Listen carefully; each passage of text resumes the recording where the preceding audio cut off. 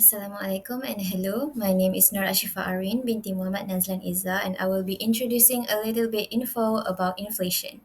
Basically, inflation is when there is a constant increase of prices in an economy, and it also refers to a broad increase in prices from different sectors or industries. It is actually commonly known to be a disadvantage to an economy due to the decreasing value of money and the increase of prices. However, it was revealed by most economists who researched on this matter that they hold the opinion that actually a small amount of inflation is actually a sign of a healthy economy. Thus, inflation could be a destructive force if it rises dramatically. However, it is not considered as a bad occurrence to the economy. Assalamualaikum, my name is Farhan Eliana and today I'm going to talk about the factors of inflation. The first factor of inflation is demand pull inflation. Demand pull inflation happens when the demand for goods and services exceeds its supply, causing an increase to the aggregate demand. And when this happens, firms are pressured into increasing their productivity so that they could satisfy the customers' needs. So, when there's an increase in the aggregate demand, it often leads to the higher prices. For example, we could see during COVID-19, there is an increased demand of the groceries, of the daily necessities. So when this happens, firms will take disadvantage of the situation by increasing their prices since they had to produce more than their maximum capacity. The second factor of inflation is slow income increment. So according to Azlinda 2023, she has stated that income increases almost always higher than inflation increase. But however, when an individual experiences an increase in their income, they will upgrade their standard of living. So because of that, when inflation happens, they might not be able to bear the cost of the new household spending patterns due to the inflation that happen after their income increases. The third factor of inflation is inflation expectations. Inflation expectations happens when people expect that price on certain goods or services will increase when certain economic situations happen. So for example, during the current diesel subsidy situation, many people assume that with the diesel subsidy being removed, the firms will increase the price of their goods, their products, because they have to bear a higher cost for the transportation of their products. So how does this contribute to inflation? So when this happens, people would buy necessities in large quantities in order to avoid them from paying higher prices for their next purchases of groceries or necessities. Now I'm going to talk about the effects of inflation. The first effect of inflation is it will discourage foreign countries from investing in our country. This happens because inflation and investment both have a positive relationship, which means that investment will only be attractive to other countries if only our country has reached a certain level of financial development. Therefore, when there's suddenly an influx of inflation rate, foreign countries will hesitate to invest in our country in fear that they have to bear a higher cost than what they initially planned to. So, when inflation happens, the foreign direct investment (FDI) inflow of our country will decrease because foreign countries may not be convinced to invest in our country. The second effect of inflation is it will disrupt construction activities.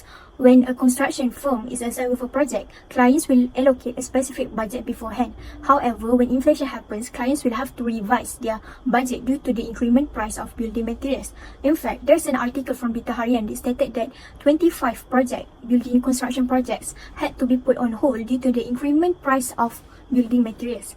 This happens because not all building materials could be bought within our country. Some we had to import overseas. Therefore, when inflation happens, there will be currency depreciation. Therefore, the construction firm will not have enough budget to buy the building materials from overseas.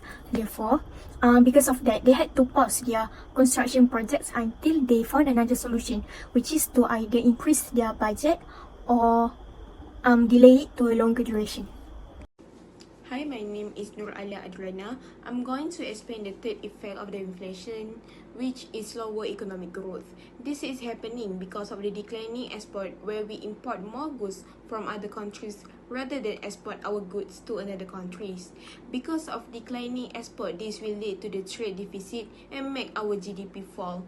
National currency will weaken as a result of the trade deficit, since there will be a less demand for domestic currency on the foreign exchange market.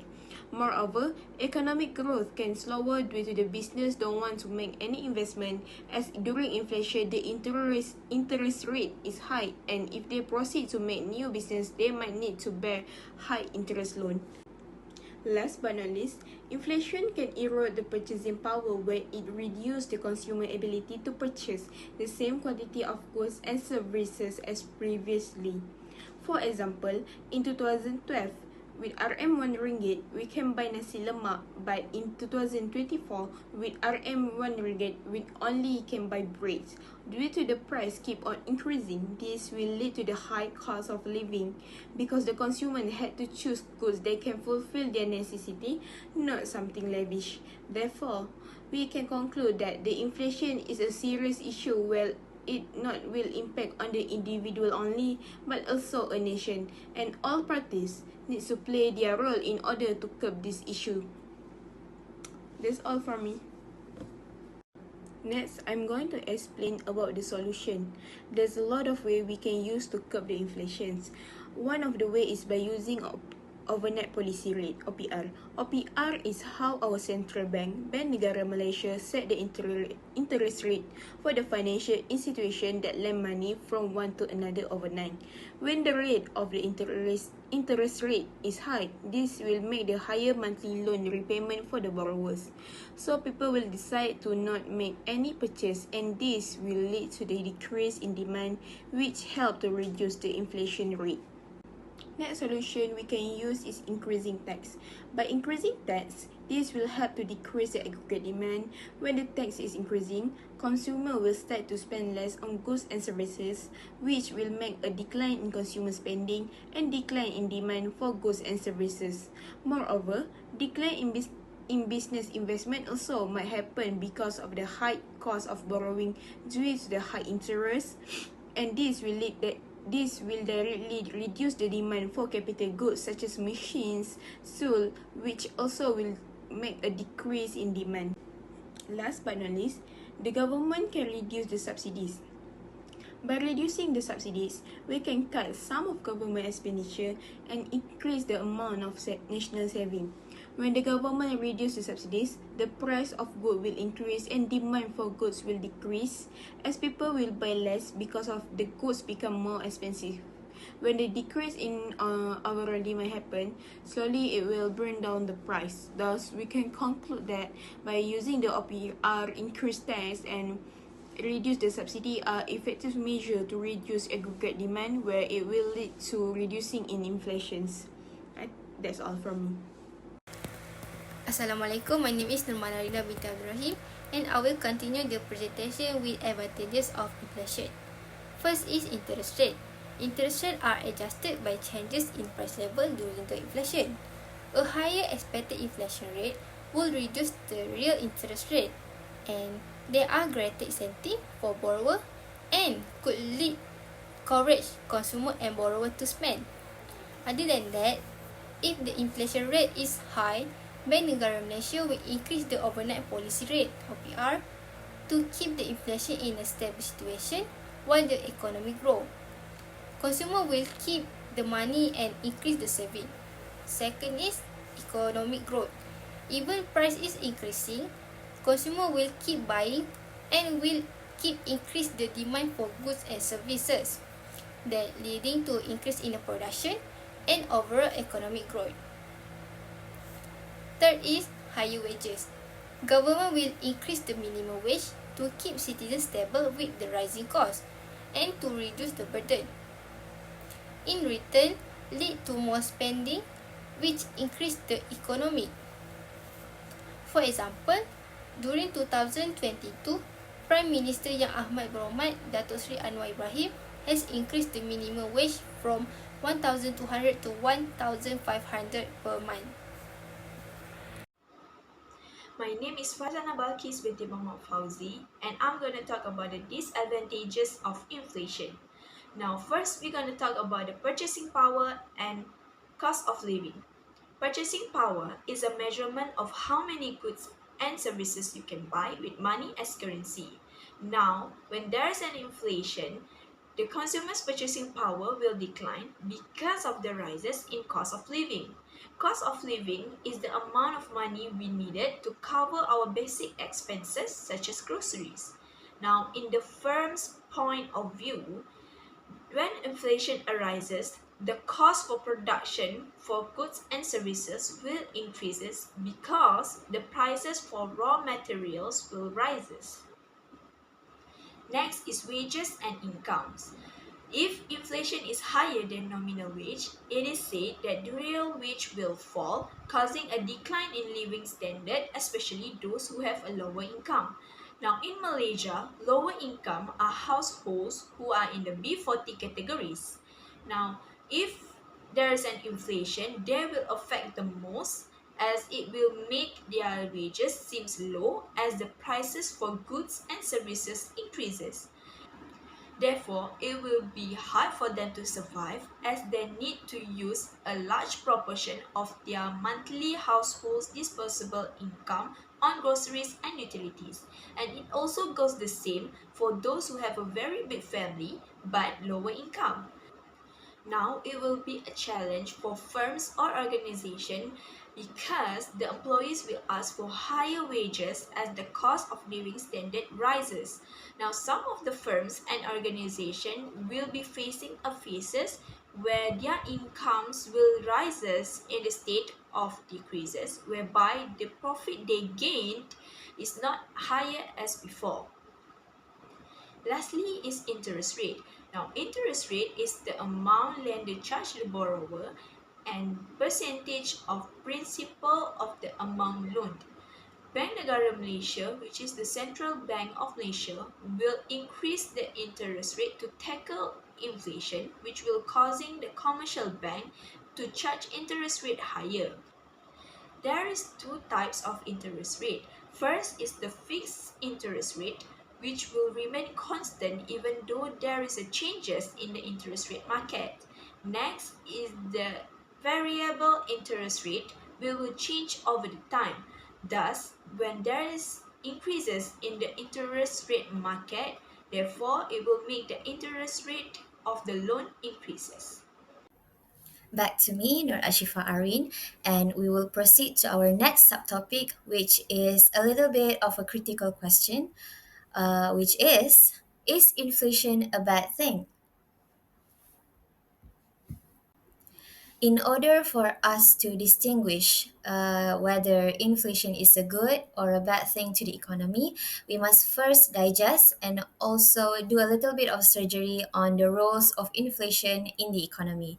So, firstly, inflation actually plays a key role, an important role in the pricing of nominal cash flows and also provides informations and details about the state of the real economy in a country, which affects both prices and also the returns of real and nominal assets.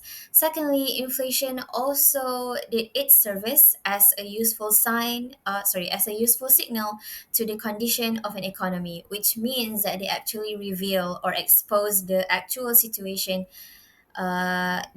condition of a country's economy. And also, lastly, inflation is not necessarily bad, and actually do have aspects that can be beneficial depending on how the rate of inflation is managed. So, is inflation a bad thing? No, the inflation is not a bad thing. Of course, there are some difficulties and also disadvantages whenever inflation happens, but those disadvantages are not overshadowed by the advantages that it also comes along with. We will go to Diana, who will explain the rest. Assalamualaikum. My name is Nordana binti Muhammad Nur Farizad, and for the topic is inflation is a bad thing. Malaysia has experienced moderate inflation driven by factors such as global commodity prices, domestic demand, and currency fluctuation, with an average inflation rate around 2 to 3%. This level of inflation can stimulate economic activity by encouraging spending and investment as people prefer to purchase goods and services now rather than in future when prices are expected to rise. An example of inflation impact in Malaysia is increase in property prices, especially in urban areas like Kuala Lumpur and Selangor. While higher property prices make home ownership challenging for some, they also attract investment in real estate, fostering economic growth through new housing projects and job creation. Additionally, inflation reduces real value of debt, benefiting borrowers including the government and businesses with large debt burden. However, inflation also poses challenges such as higher living costs, affecting household budget, particularly for low-income families. Rising food prices, exacerbated by the COVID-19 pandemic, have strained purchasing power. The Malaysian government has responded with measures like subsidies and price control to mitigate this effect. In conclusion, although inflation can be challenges, it's not necessarily a bad thing if it can be controlled. In Malaysia, moderate inflation has supported economic growth and investment, although it has emphasized the need for policies to protect the most affected communities, especially those under B40, from rising costs. Effective inflation management can ensure inclusive and sustainable economic growth. With this, I would like to end the presentation with quote, inflation is as violent as a mugger, as frightening as an armed robber, and as deadly as a hitman by Ronald Reagan. That's all from us. Thank you.